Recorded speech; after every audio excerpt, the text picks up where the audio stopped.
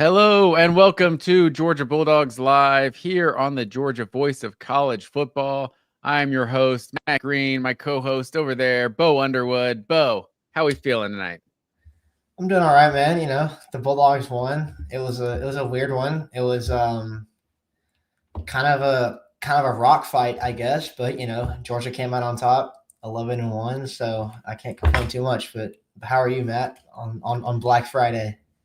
Excellent, man. Excellent. Yes, I buried the lead there. Georgia wins 16-9. Let's go ahead and just say that right up front. But got a few people watching live here. I appreciate you guys tuning in live for our instant reaction show. Yeah, man, 16-9. I will say this Black Friday, this triple header, huge fan of it. With the Egg Bowl, the first game, Ole Miss taking care of business, and then now Georgia Tech, and we got A&M Texas up here next. So I appreciate everyone who's watching before Texas A&M gets started. But as far as this game goes, sir, I think one of the things I said before this game was when Georgia teams are legit, they take care of business against Georgia Tech.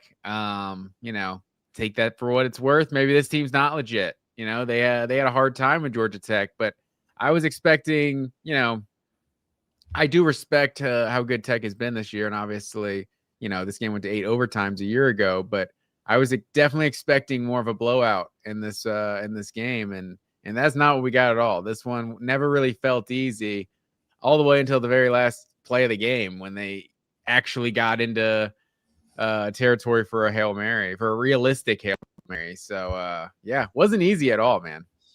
Yeah, it really wasn't. I mean, I don't think there was really any point in this game where I felt like it was really in jeopardy for Georgia. I kind of felt like they had it under control the whole game, but yeah, they never really took command the way that I would have hoped that they would have. But I don't know. I think, this was a game where you knew that both of these teams kind of make their identity on running the ball.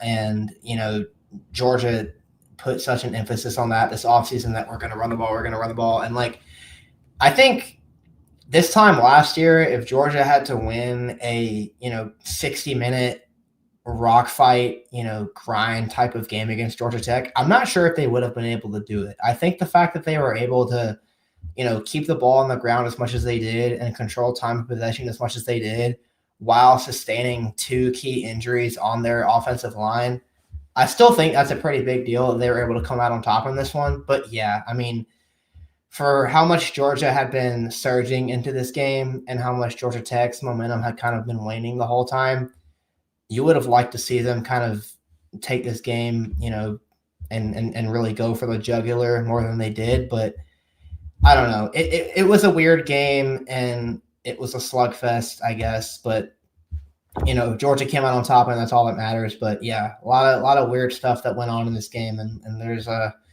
good bit of stuff to unpack here for sure. Yeah, especially with how the defense played. This Georgia Tech offense, say what you will about them being flawed or their level of competition, but this offense has been, I think, top 5 in America in total offense per game. So the fact that you held this team, without a touchdown, all they had was 3 field goals. If you told me Georgia Tech had 9 points on earlier this week, I would have said Georgia wins this game by 3 or 4 touchdowns. So the fact that it was a Hail Mary away when this defense held them to 9 points, I guess the positive outlook is what you're saying. This team can win games multiple ways, and they can win a game that the defense really carries the way. But I don't know, man. I think I'm looking at it maybe a little more negatively. Maybe I'm not giving Georgia Tech enough respect. We got Joseph Herndon in the chat here. Bobo and Gunner need to reset. What is that? Dude, reset, man. Start over. Need to reset. I don't know, but along the lines of what I was going to say was this was Gunner Stockton's worst game of the season. I'm not really sure what was happening. That interception, not only was the decision bad, but the throw was almost worse. It's like some of these gunslingers, you think you can fit in any window or something like that, but it was just a bad decision, bad throw. and then it's like after that, he was just like afraid to throw over the middle or something. I don't know. Like it I got to the point where I was texting my brother, like, are we gonna find out like Gunner is like hurt or something? Like he can't throw or something. Obviously, he did throw deep a couple times, but I don't know. It was just like 3rd and 11, we're running Gunner. Like third and 10, we're running Gunner. Like it was just, and maybe one of those I think was a situation to get into field goal range. So I might be not giving enough credit, but and obviously Gunner running is effective, but I mean 70 yards passing. I'll put the stats up on the screen here, but yeah, man, 70 yards passing, like that's I don't know, just Gunner, and it also looked like he's just kind of had like one read and they would take off. He looked like he yeah. had happy feet back there. Like, I don't know. Maybe no one was open. You know, maybe if I watch the all 22, no one is open. And Georgia Tech is playing their best defensive game they've played all year, but there's been guys open in a lot of games that they've played. So I don't know. Gunner just did not look comfortable the entire game. Yeah, he really didn't. I don't know how much that first interception, affected his confidence or whatnot. I guess none of us are going to ever really know that. But yeah, you're right. I mean, it looks he finished the game with 70 passing yards, and Georgia really didn't hit an explosive pass play the whole game. I mean, their best passing play of the game was that touchdown of Zachariah Branch. That was basically a long handoff. You can't even count that as a pass play. So there was that long one. And I also sorry, go ahead. Yeah, and I don't know. I mean, obviously, we don't have the instant numbers on this because it's right after the game, but I feel like this is probably the most designed runs that Gunners had the whole game. I feel like there were probably 5 or 6, just straight up QB powers in this game. And I don't know, maybe they just really thought that they were going to be able to punish Tech that way. They were going to really be able to just get Gunner outside the tackles and just eat that way, but that wasn't really the case. And yeah, it was by far the weakest game of the year for the Georgia passing offense. I mean, every time they took a shot down the field, it was like double covered. I mean, there was no chance on any of those plays. I mean, that shot that he took to Noah Thomas, that should have been intercepted probably. That should have been the second pick of the game if the guy came down. Like none of the deep shots really felt like they had a chance. It never really felt like, there were a couple that could have been pass interference. Like the one on Dylan Bell, I feel like was that he caught, but he got knocked out when he hit the ground. But like there was a couple that could have been pass interference. But yeah, I mean, ultimately, what you're saying is true. And in a game like that, where like the whole point of the game is running the ball and just dominating on the ground and churning and all of that stuff, like you want to be able to set up some explosives via play action, and there was not really an attempt made to do that. And when there was, it just wasn't there. Like there was just nothing available down the field the whole game, and you have to credit Georgia Tech for that. They probably did play their best game of the year in terms of coverage. But yeah, for a Georgia downfield attack that, has been pretty efficient this year, I'd say overall in creating explosives and just getting things done, like this was kind of concerning, man. I mean, the fact that everything they did had to be on the ground and everything they had to do had to be the defense getting stops, like going into the college football playoff and potentially the SEC championship game, we don't know how the rest of this weekend's going to go. Yeah, the last thing you want to see is kind of an absolute zero from the passing game, and that's kind of what we saw today. And I don't know what to make of that. Yeah, Zachariah Branch had 5 catches for 53 yards and a touchdown. The rest of Georgia's receivers / running backs, because 2 of the 3 receivers were running backs, the rest of the Georgia's team combined had 6 catches for 17 yards. So only Zachariah Branch did anything through the air, basically. This team is he's been the best player on Georgia's offense all season, but they definitely relied on him to make most of the plays tonight, other than running the ball, because they were able to run the ball. Josh McCray having all of a sudden his best game of the season after getting like no carries the last couple weeks. 13 for 43 in this game, but Nate Frazier with another good performance, 16 for 108. How many 100-yard games is that for Frazier now on the year? Like it's 2 or 3? Got a couple now at this point. I thought this was like 180 Mississippi State. Yeah, he went for 180 against Mississippi State. That was his best game of his life. I mean, Yeah, this is the second one. I thought this was a great Frazier game, man. I mean, you have Drew Bobo going out early in the game, which we'll talk more about that injury and what it means later on. But yeah, Bobo going out. I believe Ernest Green went out at one point. I think he came back in for a little bit. But for Georgia to have 2 injuries on the offensive line and for this game to clearly be a thing where you have to win on the ground, like Georgia was they weren't that efficient on the ground. You know, I think they averaged 4.1 yards per carry this game. They averaged 4.2 last year against Georgia Tech. So they were actually less efficient this game, technically by a hair, than they were against Georgia Tech last year when they couldn't run the ball at all. But the difference completely is just in the volume. Just the fact that they were able to just rely on getting these, intermediate gains every now and then that would keep them on schedule and limit the distance on third downs and second downs. Like that kind of made all the difference in this game.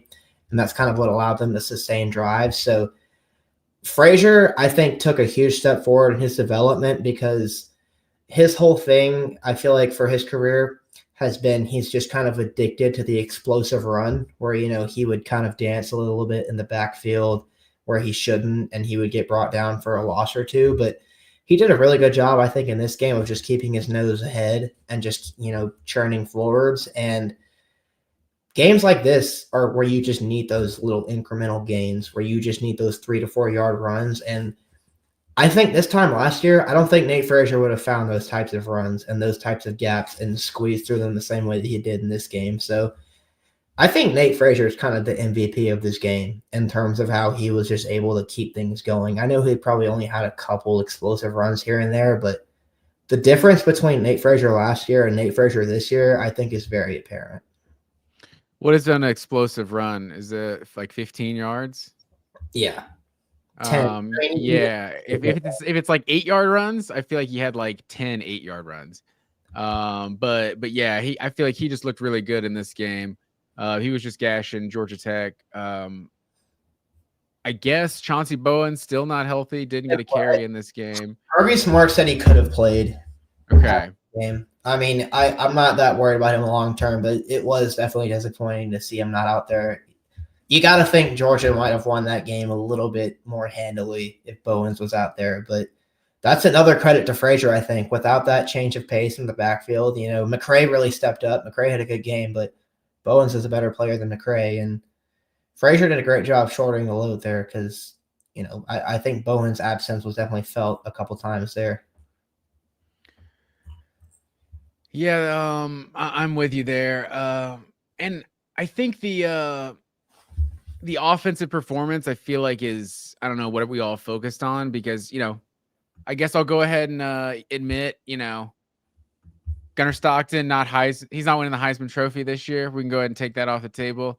But he's obviously been really good for Georgia all season, but it's good that they were able to run the ball the way they did. Like it's interesting. Like there is these games where Kirby like kind of knows. It feels like some Kentucky games some year. It's like, if we just run this clock out, they can't beat us. And maybe they kind of made that decision. It's like, we don't need to throw the ball. Just run it. Gunnar can just kind of get 5-6 yards and we can run the ball, get it to Frazier and McCray. And they did dominate the time of possession. I would say for the most part, 35 to 20, just under 25 minutes for Georgia Tech.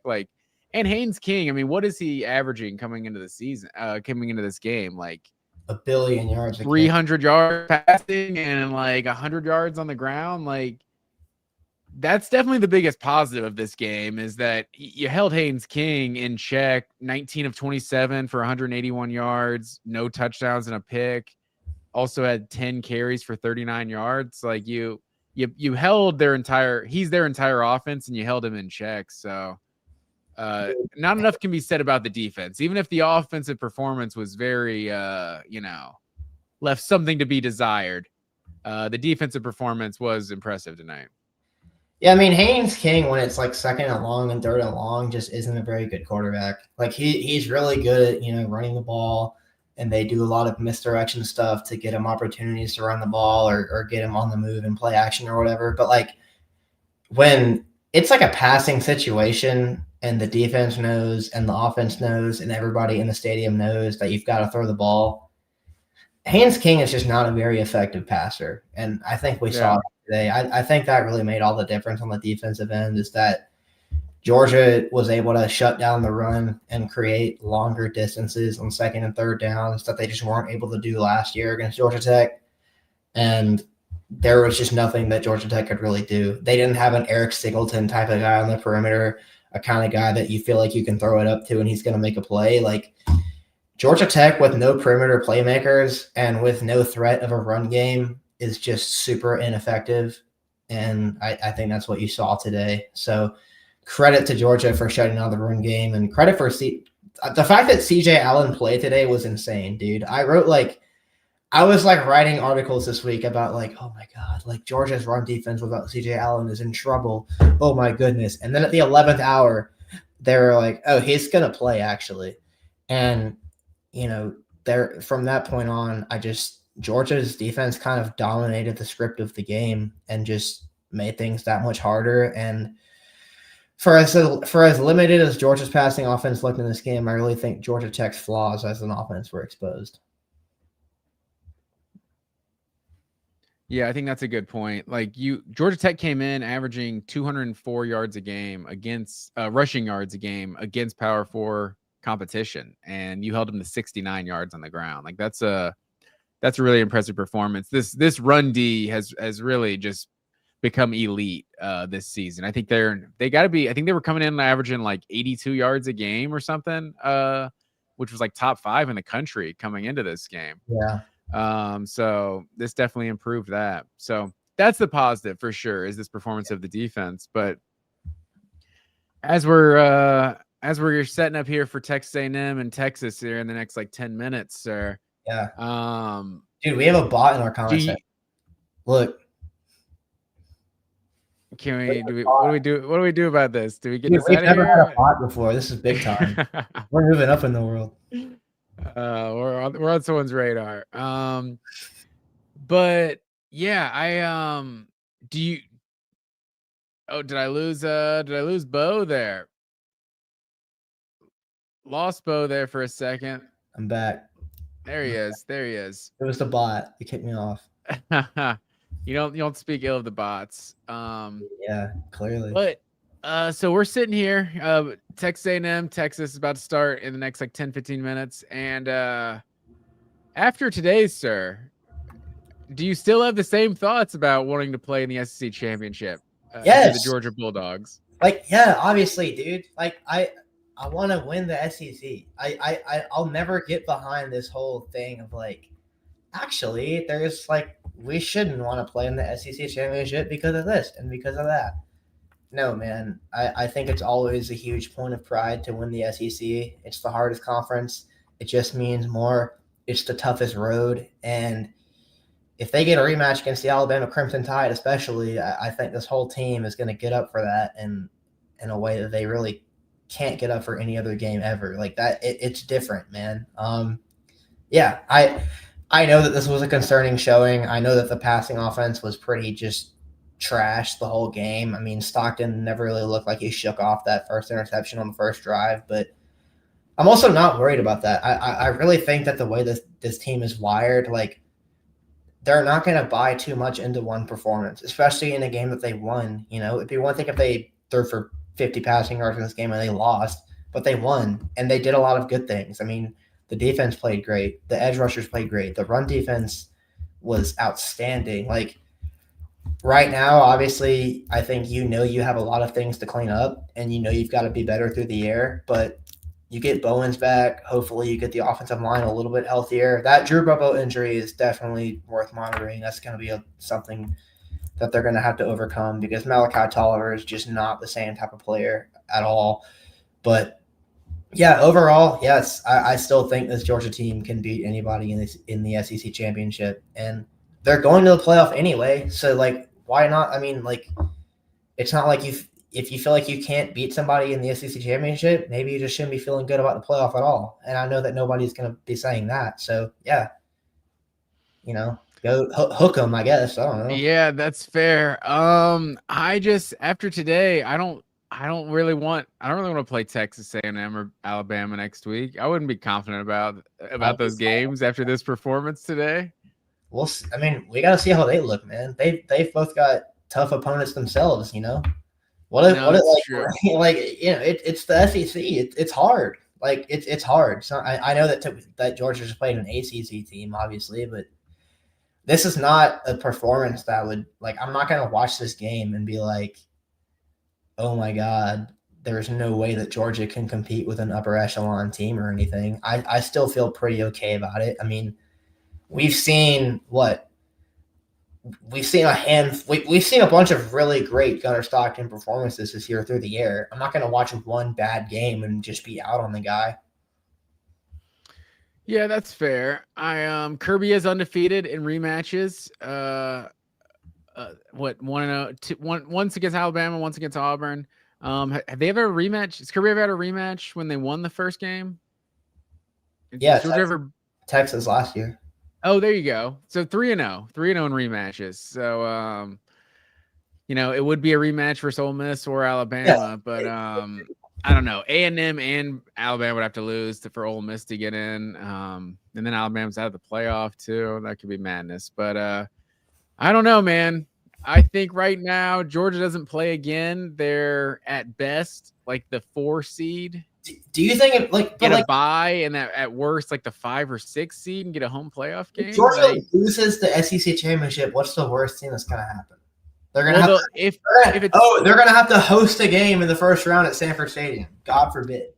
Yeah, and that's fair because if they lose, if they keep the same logic they did a year ago, then they would keep that like 5 or 6 spot and not move down at all if they lost. So no, that's fair. But yeah, I don't know. I'm a little less confident about Georgia being the best team in the SEC after today than I was probably a week ago. I might be a little less confident too, but I think the thing that I thought going into this game was just Georgia's going to have to dominate the clock and dominate the script of the game by running the ball and stopping the run. And they did that. They didn't throw the ball well on top of that. And obviously that's what you want. You want to excel in both elements of offense. But I think in terms of the 2 number 1 keys of the game that Georgia didn't really do a good job of either last year. Georgia couldn't run the ball or stop the run last year against Georgia Tech, and they almost lost. They probably should have lost. I mean, they got outplayed in that game, and they got bailed out by Dan Jackson making just one of the greatest plays in Georgia history. But this game, I think Georgia checked the boxes that they needed to check, and the passing game was just a complete non-factor on top of it, which that is concerning. And the Drew Bobo injury is super concerning. I mean, the fact that he was wearing a hoodie on the sideline and sweatpants in the second half, the boot.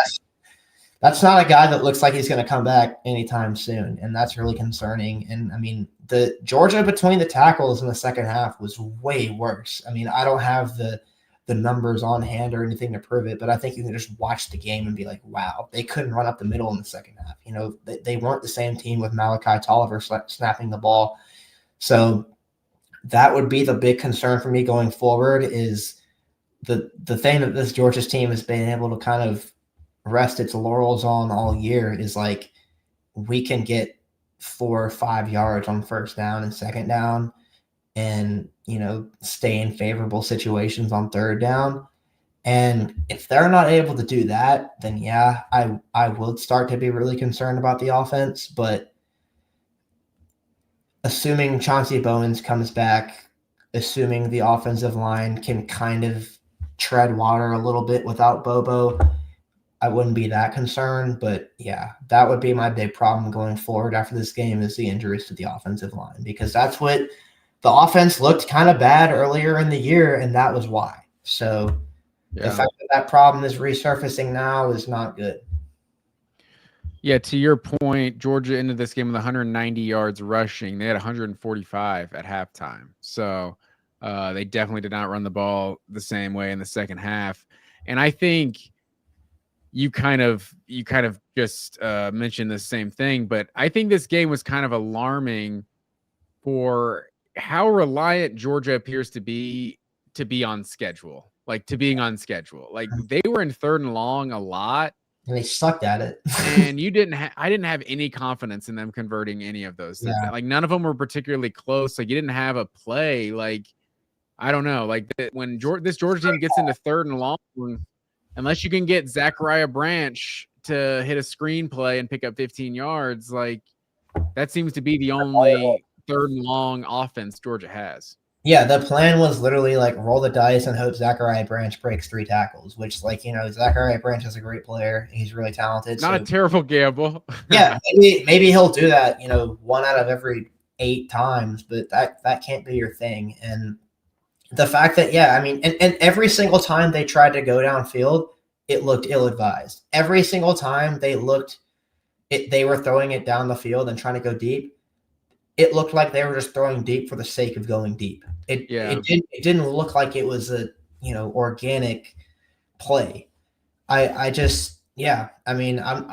like we can't really gloss over the fact that Georgia threw for 70 yards in this game, and they didn't really hit anything down the field at all beyond like the literal first level of the defense. There was nothing, man, and that's concerning. That's a problem against a Georgia Tech defense that is not exactly known for strapping people up or whatever. It's alarming, but we're just going to have to see what the health situation of the offensive line is going forward, and we're just going to have to see the kinds of opponents that Georgia draws going forward, because Georgia is a very, Georgia's a very good team this year. They really are, but they're not a matchup-proof team. They're very dependent on the type of opponent that they draw, and they can beat you in a lot of different ways. I really do still think that, but the fact that the play action game was completely non-existent today, the fact that there was just nothing able to develop to the tight ends or to the slot guys over the middle, like there was just nothing, none of that cool intermediate passing game developing. I think that's a problem, and we're just going to have to see, man. It's all going to depend on how healthy the offensive line is, and it's all going to depend on the version of Gunnar Stockton that we get going forward. Yeah, it kind of reminded me of that 2022 Kentucky game. And like obviously, so you can still win a championship and have just like lay an egg kind of thing. But looking at the box score of this game, it's like Georgia still had 363 yards of offense in that game. Like I know they got stopped on like a 4th and 1 or something, but yeah, this one, Georgia 260 yards of total offense. It was not fun to watch. And you know damn well Cash Jones did not pick up that 4th down. Oh, you don't think so? The fact that Georgia, okay, listen, I don't want to turn this into me like hating on Cash Jones, because Cash Jones does do some good things. All right, he kicks ass in pass protection, and he's a good receiving back. But like, no more Cash Jones 4th and 1s, man. Like, no. Okay. The only reason that you give the ball to Cash Jones on 4th and 1 is because you think it's such a insane out of left field play call that the defense isn't expecting it and it's going to work because they're not thinking of it. But like, there's a reason they're not thinking of it. They're not thinking of it because they know it's not going to work. So no more. No more Cash Jones 4th and 1s. That's got to stop. He did pick it up, though. Bobo. He did pick it up, though. Barely. Once they showed they were reviewing it, and they were like, his body got turned around. I was like, oh shit! Like I wouldn't even actually looking at the TV. I just kind of heard that. I don't even think he got it. That was a really quick review, the little ACC review thing. That unnecessary roughness penalty on Georgia Tech, where on their offense, where they were going to be able to kick a field goal, and then it turned into like 4th and 30, 3rd and 17 or something like that. That changed the whole game too. If that play goes differently, who knows how the rest of the game would have gone, man. Like, I don't think I even saw the flag was for. I didn't see the incident itself either, but all I know is that 15-yard penalty really changed things, and I don't know.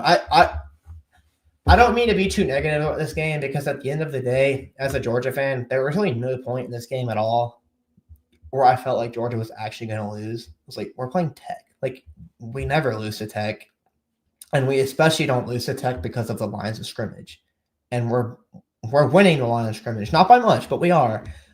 So I never felt like it was that much in jeopardy, but they didn't dominate the way that I thought they were going to. I mean, I was expecting 200 rushing yards in this game because Boston College and Pitt and the likes of those guys ran it up against Georgia Tech. So I was thinking we were going to go for 250, 300, and we just didn't. But Well, yeah, see, the run game, I mean, if you told me Georgia had 190 on the ground versus Tech, it's like, yeah, that's awesome. We ran all over them. We probably also had 200, 250 yards passing. But to have 70 yards passing, it's like, oh. the fact that there's no passing on top of it, the fact that they were not able to build any success off play action off of it, that's what I'm concerned about. And the fact that it wasn't efficient. I mean, obviously, the difference between this year and last year's Georgia team is like last year's Georgia team would not have been able to accrue 190 rushing yards in a game like this where they weren't that efficient because they just didn't have the guys to reach that kind of volume. And they did this game, and that's a big deal. I mean, I think the fact that they were able to stay committed to the run and keep trusting it and ultimately ended up winning because of it is a big deal. But the fact that the efficiency wasn't really there the same way that it was there for like Pitt and Boston College and stuff against Georgia Tech and NC State, like, yeah, I don't like that. I really don't like that. But also, I guess Georgia Tech kind of knew that Georgia was going to try to win the game on the ground, and they really keyed in on it. But, like, dude, when they're keying in on the run, you got to be able to get the ball going down the field. You've got to be able to get some guys open in space. And Georgia wasn't able to do that, and they've really got to be able to figure that out. I thought this was a game where the tight ends were going to be able to eat, and I don't think either of them even had a catch. So yeah, I mean, Dylan Bell is the only other receiver that had a catch. Like, it was running backs, Zachariah Branch and Dylan Bell. Like, no catch for Noah Thomas, no catch for Oscar Delt, for Lawson Lucky. Like, just kind of, I don't know. It's hard to explain how just discouraging this offensive performance was after how good this past month of Georgia's offense has been, really. Since like the old, I mean, I guess you go back to Tennessee, like outside of like a couple plays against Alabama, like that could have been another good offensive performance. So it was this offensive has been pretty consistent most of the year, even if it's taken slow starts in some of those early games. I guess the Auburn game is probably the worst offensive performance before this one, right? They only had 20. 16, that is the lowest point total of the season. And it speaks to this team that they're able to win this way because like you're talking about, they wouldn't have been able to win this way a year ago, like because obviously Carson Beck is a completely different style, but they also didn't have the defense to kind of play the ball control, keep away for most of this season. And now the defense appears to be turning a corner. So yeah, I mean, if this is what we're going to do and Gunner's going to be a part of the run game and get 10 carries, or because he had 15 carries in the game and he was sacked twice. So I'm thinking 13 carries, half of those are probably designed runs, right? Yeah, I think it's had to be a season high for designed Gunner runs, right? I mean, that's just me saying that off the dome. I just watched the game, but I feel like they ran more QB power in this game than they've ever run before. Yeah, it definitely seemed that way, anecdotally, like without like having all the stats in front of me. Watching the game 20 minutes ago, yeah, for sure. Like I don't remember many games like that where it was just and he was taking off so much, just not comfortable in the pocket. But they did a good job, man. I mean, Tech did a great job just making him uncomfortable. Gunner is a veteran, and Gunner is a guy that doesn't get rattled easily, but it really feels like that. I mean, this is 3 picks in his last 3 games, and all 3 of them were pretty questionable. The pick to Anthony Hill was on him. The pick last week against Charlotte was on him, and this was probably all right over the middle, right? Yeah, all over the middle. That's like, dude, I don't know. I mean, the fact that, again, I'm willing to kind of give him the benefit of the doubt a little bit because he only had 2 picks the whole year before these last 3 weeks. And, he's done a good job of keeping the ball out of harm's way. But the fact that this little rash of turnovers has popped up before the playoff, I think is definitely worth mentioning and worth keeping an eye on, because if Gunner has a has a switch up like that and he just becomes a turnover prone guy, that changes his offense completely because the whole MO of this offense is run the ball, hold on to the ball, dictate the pace of the game, and then murder you with play action and Zachariah Branch when we need to.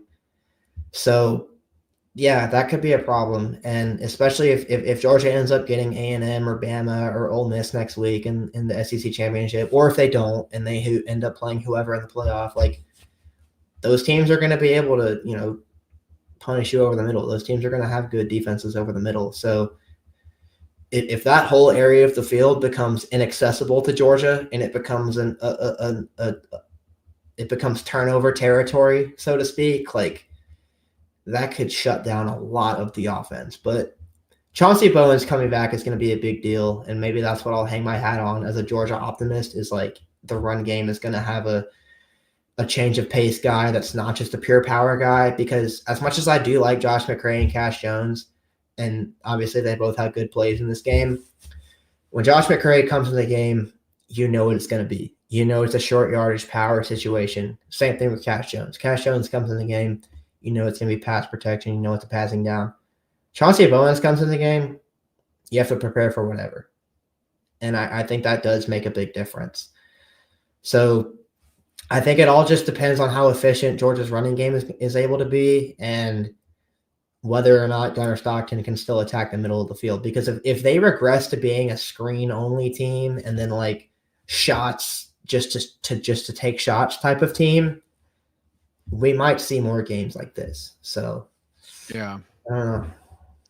Yeah, I mean, there's a chance this team can win ugly in a lot of college football playoff games, but the defense has not been that elite all season to think they can do something like Oklahoma or something. Like Oklahoma, yeah, they might could win a national championship playing ugly with how their defense has played all year, but I wouldn't necessarily trust Georgia the same way. Like this offense, just the balance, the complementary football aspect is why it's like, this Georgia team could be just as good as anybody. Look at offensive efficiency and the defense is improving, like these sorts of things. But yeah, I don't know. Today was not necessarily an encouraging sign of that. Also, shout out to Ben Rose. Oh In yeah, the chat here, go Dogs. I don't know who that is, but Appreciate you watching live, sir. Yeah, I guess we appreciate him, but yeah, let's give the defense some credit though, because I feel like Gabe Harris is a guy that continues to play better and better every single week. Man, he did such a good job of just collapsing the edge today and just shutting down everything they try to do on the perimeter.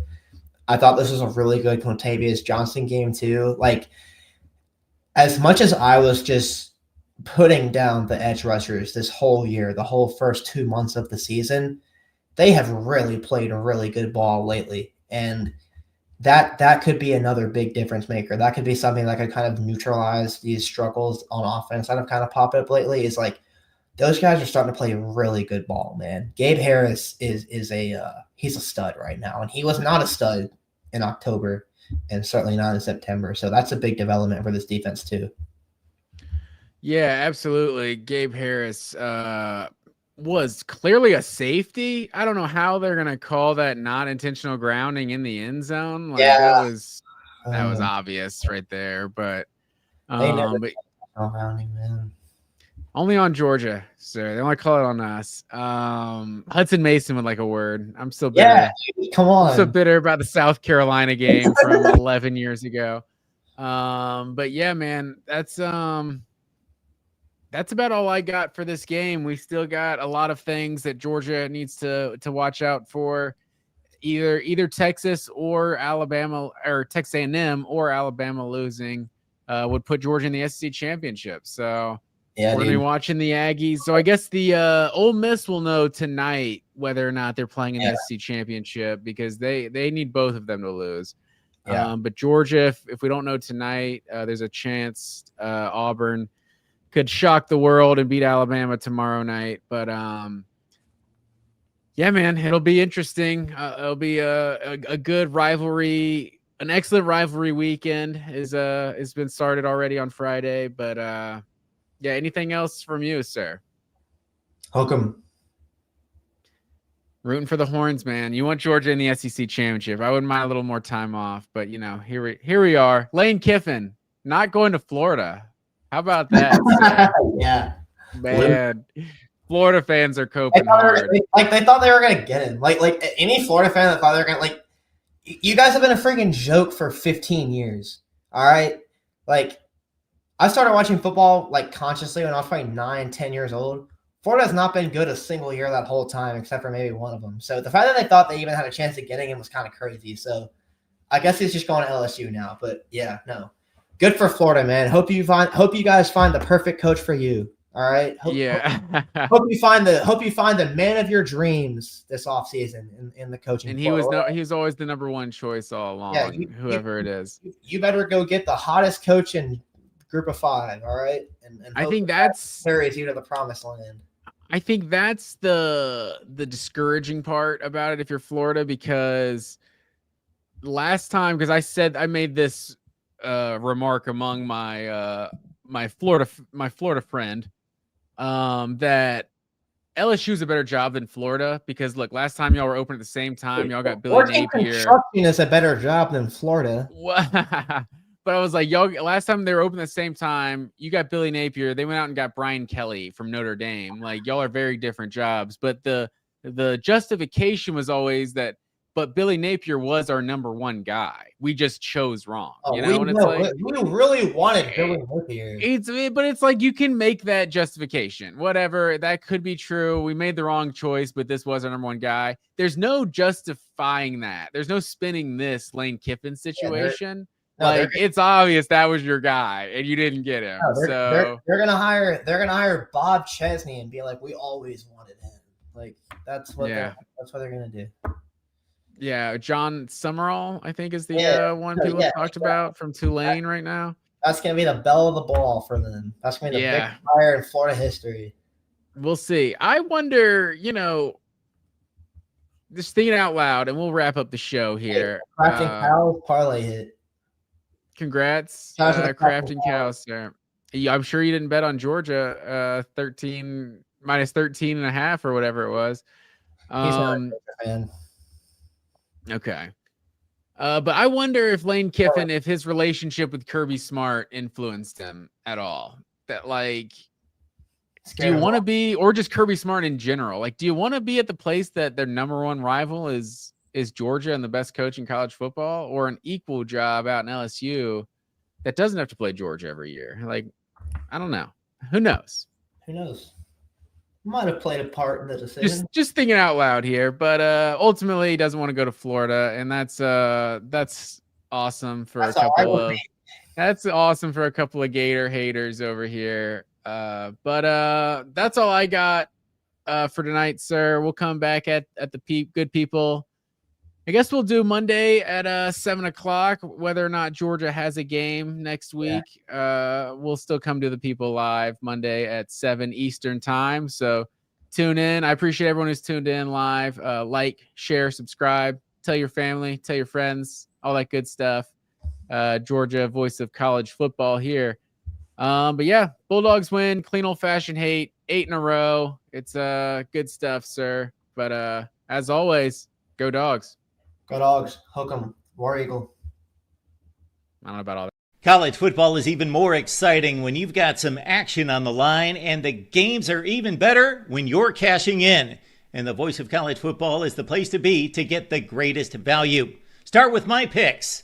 75% against the money line, 58% against the spread, and I've got a 40-plus year track record. 11-0 in the college football playoff for me last year against the money line, 8-3 against the spread. And I'm just the warm-up act. Steve Merrill of Wager Talk is our ace in the hole, show stopper. 7 years with the voice of college football, over 30 years in the industry. Steve gives us analysis on all the big games, but you can't miss Steve's weekly under-the-radar pick. 28-12 against the spread the last 3 years. You also get picks from some of our top analysts here at the Voice of College Football, including Corey Bratta, Matt Zemek, and Steve Dace. Check out those numbers. Become a YouTube or Patreon member for just $99 per month. Go to the main channel on YouTube, click join, and then select the betting tier. Do the same thing on Patreon. Make 2025 a winner now.